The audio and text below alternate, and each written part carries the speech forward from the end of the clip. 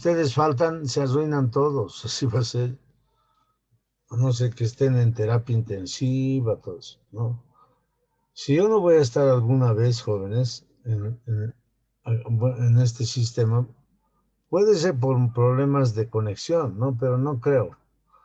Puede ser que yo esté en terapia intensiva en, en situación muy grave, en coma, en el hospital, o me haya muerto. Así nomás, en esas condiciones yo no voy a estar aquí, jóvenes.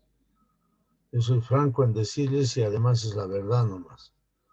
Un médico es responsable de todo lo que está haciendo.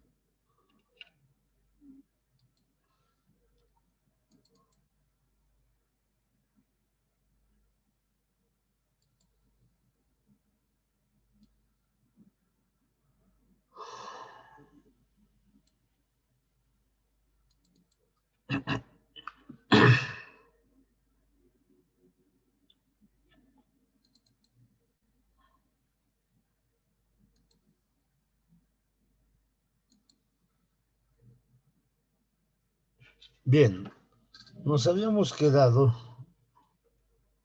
acá. Hemos hablado de la anatomía y las aplicaciones que tiene en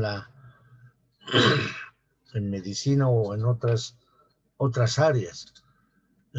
El momento en que nosotros comprendamos y conozcamos anatomía, vamos a poder aplicar después en la anatomía microscópica o histología, en la imagenología, que quiere decir el estudio de las imágenes, rayos X, ecografías, resonancia magnética, centellografía, etcétera, etcétera, todos los sistemas que generalmente son de imágenes. En la clínica, para examinar a un paciente, debemos nosotros examinarlos y saber dónde estamos poniendo las manos, con qué órganos se relacionan nuestras maniobras, nuestros exámenes físicos. Se aplica también en la embriología, que es el estudio del embrión propiamente dicho, o del desarrollo del ser humano en el vientre materno o en la embriogénesis. En la fisiología, o sea, se aplica también en la fisiología, porque una vez que conozcamos la estructura de la víscera, vamos a darle su función. Aquí nos interesa la función de estos órganos. En cirugía, cuando nosotros tenemos que realizar actos quirúrgicos tan importantes como ser cirugías de cualquier tipo, puede ser cirugía abierta o cirugía cerrada, como en este caso, en la laparoscopía vamos a ver a través de un monitor lo que estamos haciendo dentro del cuerpo de ese paciente. La aplicación de la anatomía en la anatomía forense, que es muy importante, que tiene un ámbito legal, reconocimiento de las lesiones de un paciente, de una persona, o en caso de autopsias también. Y la anatomía comparada, justamente, esto es muy importante cuando tenemos que utilizar, por ejemplo, un determinado medicamento nuevo que queremos utilizar. No vamos a hacer ensayos directamente con el ser humano, sino tenemos que hacer en animales. Pero aquí hay una situación muy delicada, ¿no? Ustedes saben que tenemos las vacunas para el coronavirus. No se han hecho muchos ensayos en animales. Directamente el único animal utilizado es el ser humano, directamente. Por eso recién se sabe sobre algunas complicaciones que puede haber post inyección de la vacuna. Realmente ese es el gran problema actual de las vacunas que tenemos. ¿Ya? Muy bien. Hemos hablado. Bueno, vamos a hablar de esto. ¿Cuáles son los fundamentos básicos? Doctor, disculpe, ¿me puede dar Sí. permiso para grabar? ¿Quién anda? ¿Quién habla por Erika ahí? Turpo.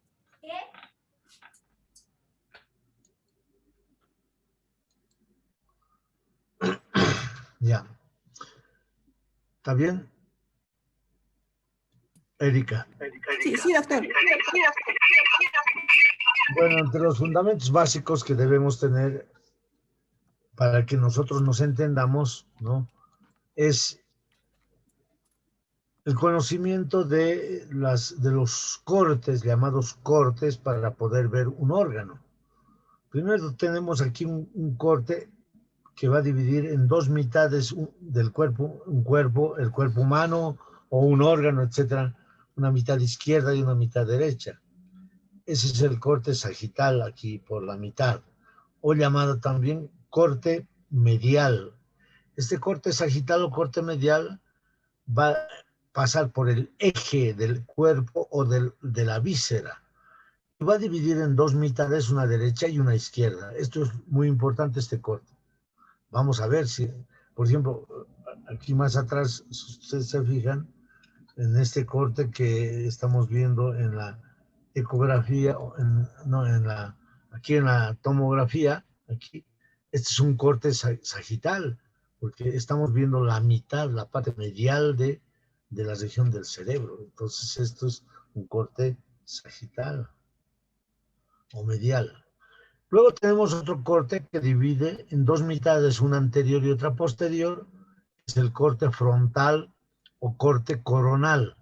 Corte frontal o coronal, o corte vértico transversal también tiene el nombre. O sea, son varios nombres que tiene. Corte frontal, corte coronal o corte vértico transversal, que divide en una mitad anterior y una mitad posterior. Una mitad anterior y otra posterior. ¿Eh?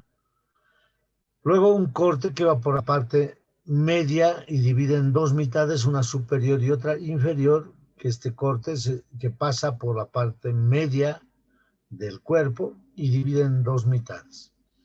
Este corte se llama corte transversal o corte horizontal. Este es el corte transversal o corte horizontal. ¿Ya? Eso es lo que, esos tres cortes son los que utilizamos para poder estudiar los órganos. Por lo tanto, nos va a ayudar esto para que hagamos los distintos cortes cuando tengamos en la mano un órgano o observemos en imagenología, podemos ver cortes, distintos cortes que hay. Bien, también vamos a estudiar aquí la parte que corresponde a las caras. Una representación de los órganos es el cubo, por ejemplo, donde vamos a ver las 6 caras, el cubo. Ustedes tienen que recordar de su aprendizaje, tal vez ya se han olvidado. En segundo básico y tercero básico les enseñan aquí estas figuras geométricas.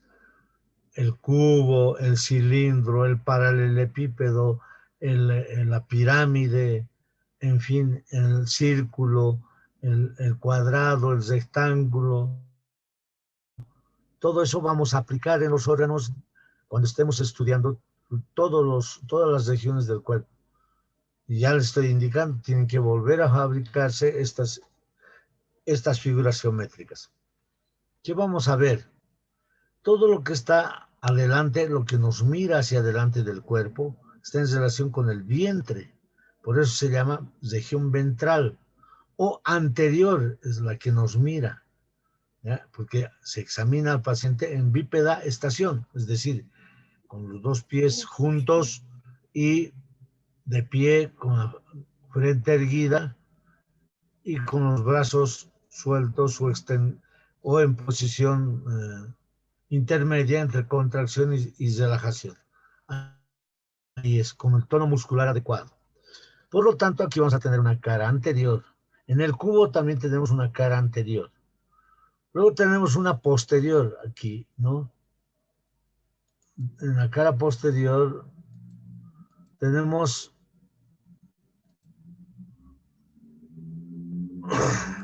qué barbaridad. La cara posterior está mirando hacia atrás, por lo tanto, está en relación con el dorso. Por eso se llama posterior o dorsal. La cara posterior se llama posterior o dorsal. Así es. En el cubo. Luego, la cara que mira hacia arriba, o sea, todo lo que está yendo, mirando hacia la cabeza, al céfalos, cabeza quiere decir céfalos, ¿ya? Entonces se llama superior. Cara superior, aquí en el cubo también vemos la que está mirando hacia arriba al techo, se llama cara superior. Hacia la cabeza, cara craneal. O cara cefálica también se llama. O sea, cualquiera de esas designaciones corresponde a la cara superior. Una cara que mira hacia abajo. La cara que mira hacia abajo en el cuerpo humano se llama cara inferior. En el cubo igual. Pero en el ser humano mira hacia la cola. Y cola en latín quiere decir cauda. Caudal. Entonces, cara inferior o caudal, así se llama. Y bueno, este es el eje del cuerpo. Toda cara que mira hacia el eje se llama cara interna. Y toda cara que mira hacia afuera se llama cara externa. Así es. Una es cara interna y otra es cara externa. Este cubo que ustedes han debido utilizar para jugar es útil también para que sepan qué caras tiene. Entonces, toda cara que mira hacia la línea media o al eje se llama cara medial o interna. Toda cara que mira hacia afuera se llama cara lateral o externa. ¿Ya? Estas son las caras también que son necesarias explicarlas. Ahora, ¿cuál es la posición de estudio que nosotros vamos a definir para que nosotros examinemos? Hay distintas posiciones de acuerdo a las áreas que nosotros estemos explorando, pero la principal es esta donde ustedes pueden observar. Esta es la posición en decúbito dorsal. Decúbito dorsal o decúbito supino se llama. Decúbito dorsal porque el dorso está apoyándose en la mesa, ¿ya? El dorso y la nuca también en la mesa. Decúbito dorsal o decúbito supino. Esta es la forma esta es la posición de exploración a un paciente cuando está en el consultorio. Pero hay otras posiciones también. Esta posición donde el abdomen está sobre la mesa. Esto se llama decúbito prono o decúbito ventral. Decúbito ventral o decúbito prono. Cuando uno de los miembros está sobre la mesa, se llama decúbito lateral. Decúbito lateral izquierdo o decúbito lateral derecho. O sea, si la izquierda está sobre la mesa, es decúbito lateral izquierdo. Y si el miembro inferior está sobre la mesa, se llama decúbito lateral derecho. Aquí tenemos estas posiciones. ¿Ya? Hay otras posiciones más. La posición de Trendelenburg se llama, la Trendelenburg. Esta posición permite al paciente examinarlo cuando la cabeza está más descendida que los miembros inferiores. Esta es una posición que a veces se adopta cuando se está realizando primero antes la anestesia preoperatoria, puede ser, ¿no? En algunos casos especiales se hace este tipo de posición, se coloca. Esta otra posición, la posición donde generalmente es en el sexo femenino, está en decúbito dorsal, pero con los miembros inferiores flexionados y se separan los muslos, se separan y se conoce con el nombre de posición ginecológica. ¿Para qué casos se coloca esta posición? En caso de examen de la región de genitales externos e internos en el sexo femenino o cuando se encuentra en un trabajo de parto, también se puede colocar en esta posición, ¿no? Después tenemos esta otra posición donde está en flexión, las manos y la cara está en la parte anterior y Se flexionan las rodillas y se eleva la pelvis. Esta posición se llama posición maometana o posición genupectoral. Esta es la posición genupectoral o maometana. ¿En qué casos? Caso de proctología, por ejemplo, nosotros tenemos que revisar la región anal, tenemos que revisar esta región, y esta es la posición ginecológica.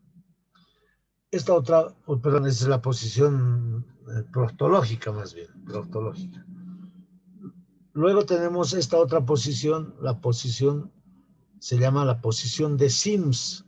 Esta posición de Sims es el decúbito lateral izquierdo o decúbito lateral derecho. ¿Cuál es la variedad de Sims? Porque flexiona el miembro que no está contra la mesa de examen. Entonces, ¿para qué es esta posición? Para hacer también tactos rectales, generalmente, para colocar un enema y para varias otras maniobras que se utilizan para trabajar a nivel del conducto rectal, la ampolla rectal y la parte terminal del intestino grueso. Para eso es esta posición.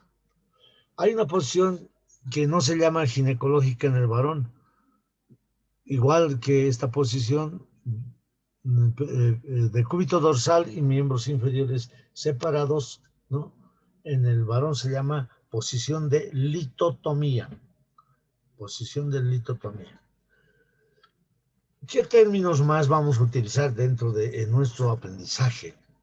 Los términos de movimientos. Estos generalmente están relacionados con la parte articular, en las articulaciones. Esto vamos a hablar, por lo tanto, en el aparato locomotor. ¿Qué movimientos vamos a expresar en esas áreas? El movimiento de flexión, el movimiento de extensión, el movimiento de abducción o separación, se llama. Esto es abducción o separación. El movimiento de aducción o aproximación. Rotación, que puede ser rotación interna y rotación externa en relación al eje del cuerpo. Flexión dorsal del pie, flexión plantar del pie. Esto es exclusivo porque ya vamos a explicarles cuando estemos en miembros por qué es esto, cuál es dorsal y cuál es plantar y por qué es así. Inclinación lateral y deslizamiento. Estos son algunos movimientos. Falta aquí algunos.